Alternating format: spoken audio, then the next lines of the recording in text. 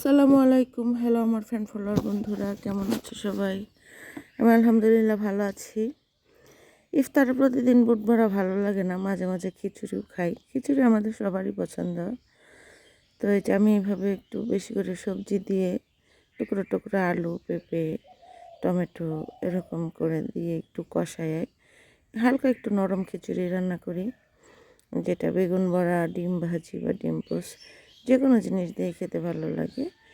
তো কে কে এরকম আমার মতো এই যে সবজি খিচুড়ি পছন্দ করো, মানে যেরকম কষানোটা, আর একদম পাতলা যেটা সেটা তো আলাদা, এটা একটু মাখো মাখো হবে।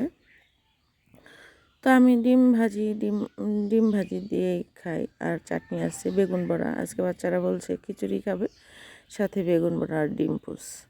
তো আমার ছোটো মেয়ে ডিম পোস করে অভিনব কায়দায়, তারা ডিজিটাল বাচ্চা। তো ডিম পোসের উপরে আবার সে একটু পেঁয়াজ, ধনেপাতা, লবণ এগুলো দিয়ে খায়। তো এইভাবে কে কে খেয়েছে একটু জানাবা, কেমন লাগলো ভিডিও সেটাও জানাবা। ভালো থাকবে, আল্লাহ হাফেজ।